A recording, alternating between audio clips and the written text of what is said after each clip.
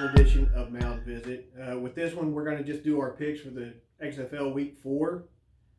Something we're going to try to do is get these out in just their own separate videos so that we can get the picks out there, and mostly just for a competition amongst ourselves.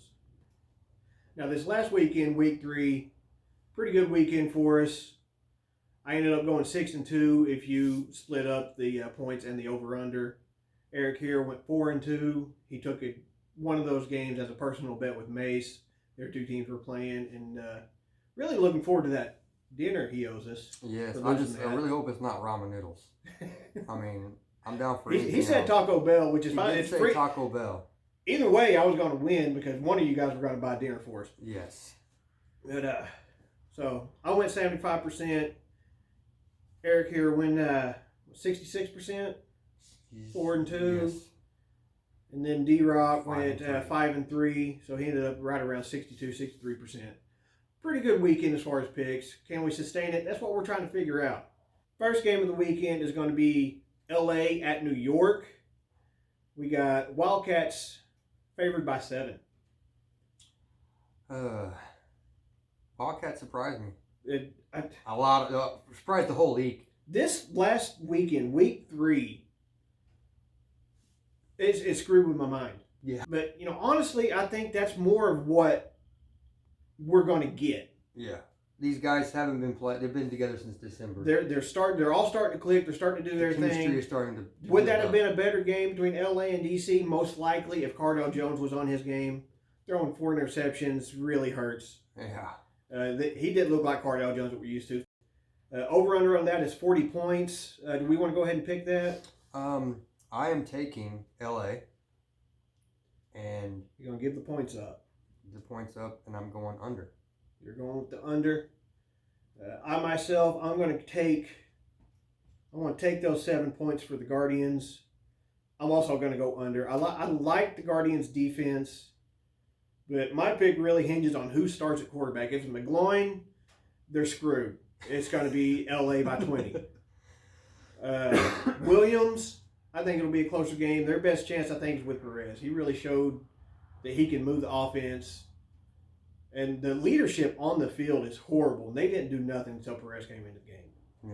Yeah. So if he starts, I think they're going to have a little bit better offense. And their defense is going to keep them in the game either way. So that's how I got that one. And Mace, he's just picking straight up for this weekend. He couldn't be here. He had baseball practice with his boy. He sent us his picks. He went with Guardians. Yes. Straight up Guardians to win at home. Moving on, we got Seattle and St. Louis. St. Louis is favored by 12 with an over-under of 38.5. These are lines put out by Bovada, and I think we can respect those lines. So, St. Louis is playing Seattle. St. Louis and Seattle. It is in St. Louis. I got St. Louis, and I'm taking the over. That seems like a really low total to me. I've not been impressed with Seattle yet. No, I'm not. They really haven't done much. Their defense showed up against Tampa Bay, but the high school down the road, their defense could have showed up against Tampa Bay before they started clicking this last week. They come out at halftime against the Renegades and had nothing. Now, credit to the Renegades for doing something on defense. They're a second half team. But I mean, I just don't. I mean, I see some points being put up. Yeah, St. Louis in the over. I mean, that's a low over. It really is. It is a low over. So what you're starting to see are offenses clicking. Something that I've been thinking about, and I mentioned to these guys, I forgot to bring it up in our last video. Defense always comes around first. Once our offense starts going, once they start getting familiar with each other, their timing, their cadence, all that, you're going to start seeing Tampa Bay do something that you're not expecting. Dallas, this will be their third game with Landry Jones at quarterback. I think they're going to look all right. I've also got St. Louis here. over Seattle. I'm going to give up those 12 points. And I'm going to take the over on this as well. I mean, 38.5. I think St. Louis is going to at least put up 20. Seattle, if they can't. Seattle's going to have to get their points early. They're going to have to get into it early and make St. Louis throw. But that's the thing is St. Louis is double-headed right here. I mean, they got a damn good running game. And Amu he's playing pretty damn good at quarterback. Yeah. So I think if they don't score, 20 fairly easy, then they're just having a really bad game offensively. I think their defense is going to be all right, but I expect Seattle to start scoring. Moving on, our two teams, Houston and Dallas here. We got Houston in a virtual pick'em, favorite at 1 point. Over-under is 50.5. Really, you're picking the winner on this one. 1 point. You have to win by one. I'm going with Houston on the road. I'm not necessarily sold on Dallas just yet. But if they're going to lose a game in the regular season, it's going to be this one. You got to take the over on this one as well. The offenses are going to do something. Houston's going to play some offense. I mean, they've done nothing but score. Mm-hmm. And Dallas is a second-half team. If they can keep it close in the first half. I don't know what Bob Stoops does in the locker room in that 10 minutes, but he does something, and that defense comes out and shuts them down, and the offense starts to click, and they play better in the second half. Yeah, I don't like a second-half team playing better or a team playing better in the second half. I would rather get up, sustain a lead, and keep it. But it makes it more exciting. But as D likes to say, if they would just come out and run the damn ball, and if they do that against Houston, they will win. Yes. Houston has not had a very solid run defense. Fortunately, they got P.J. Walker and Cam Phillips just lighting up the scoreboard. What happened with Tampa Bay, either Houston fell apart defensively or Tampa Bay started to click, which I think it could have been a combination of both. Yeah, it very well could have been something. They're playing at home. Those fans were electric. They did have a good crowd. They were excited to be there, and I think Tampa Bay has a little bit of momentum. I mean, maybe they're clicking. Maybe all those mistakes they made in the first two games, they've corrected it.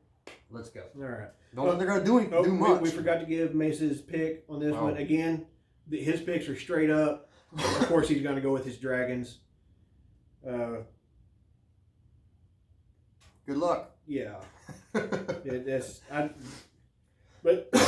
shit could happen, like happened in week 3, and it could happen. I don't see it happening. Not on the road. No.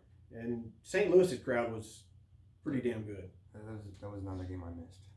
All right, and his Houston Dallas pick was Roughnecks. That's looking good for me though. It is looking good for you. His picks have not been very good, but what you get when you got a guy that follows UFC trying to pick football games. Yes. Moving on, DC and Tampa Bay. DC's going down to Tampa Bay after getting just absolutely trounced by LA, and I would say that LA is third from the bottom in this league. Yeah, they're a third tier team, but either way, they're favored over DC, which is sitting at 2-1. Tampa Bay hasn't won a game yet. I'm not sold on that. Spread is 1.5 with the over/under at 43.5. I've got to go DC on the road, and until Tampa Bay does something that proves that's what they're going to be doing the rest of the season. I mean, they could be that team that's just going to go in and start upsetting people. Trestman, I've said it before, I respect him as a coach. He's not a bad coach. And if they're starting to get that momentum, the offense going, because Cornelius was not the starter week 1. Right. But what's about to happen is they're about to throw Aaron Murray back into the mix because he's off his injury. And, he's not going to be ready. Right. I really don't see him being ready for this. Going up against DC, they do have a damn good defense. I don't care what happened in LA. Well, when you give their offense the ball 4 times, yeah, Cardell threw it up. Your defense is going to get worn out. Exactly. So I don't see Tampa Bay winning this one. I'm going to take the points, and I actually got them winning by at least 7, maybe even double digits on this one. I am taking Tampa Bay. I think they got some things going. It's clicking. They're going to come out. They're going to win this game. So? And I'm taking the under. I don't think they're going to put up a lot of points, but I think they're going to. You're going to take Tampa Bay and Aaron Murray. Yeah, sure. Fantastic. Got to go out. That works good for me. You got to go out on a limb sometimes. That's true. I mean, it very well could be that Tampa Bay found what they're going to do offensively. I mean, they didn't look bad against Houston, but Houston's defense has not really been there this year.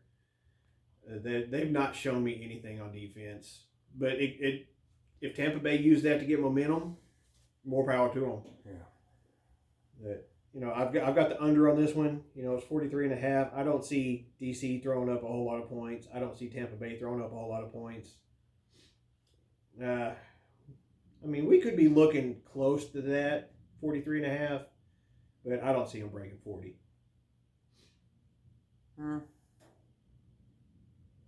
And this could sway you here. Mace has Tampa Bay. Fuck. God damn it. You know what? Maybe he'll get one right. But anyway, just to recap, LA, New York, starting out at -7 for LA, 40-point over-under. Seattle, St. Louis. St. Louis is favored by 12 at a 38.5 over-under. Houston and Dallas. You got Houston favored by 1. That's going to go up and down just depending on when you can get into the points. Yeah. 50.5 on the over-under. That could be way low for this game. I mean, you're looking at both of them scoring Under less 30. than 25. Yeah. I don't see that happen. Yeah, that's not going to happen. I really doubt that. DC, Tampa Bay. Again, Tampa Bay's favored by 1.5. Over-under's 43.5.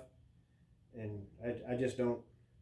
I don't see them breaking 40. No, that's going to definitely be an under. So to recap my picks, I got New York getting the 7 with the under. St. Louis with the 12, giving that up. Over on that one. Houston in their pick'em. I got the over on the 50.5. DC over Tampa Bay, taking the 1.5 points, which I think is easy money. At 43.5, going under on that one. Okay. I don't have the points wrote down, but I'm taking LA. Mm-hmm. So that's LA minus. LA -7. -7 and the under. Taking St. Louis. And that is, minus the 12. Yeah, 12 points. And I'm taking the over. Dallas. 1 point. 1 point, yeah. Dallas wins. And the over, and I'm taking Tampa Bay with the 1.5. 1.5 and the under. With Mace. Taking Tampa Bay. Now I'm kind of worried. I thought about it for a minute. All right, we got Mace on the straight up bets.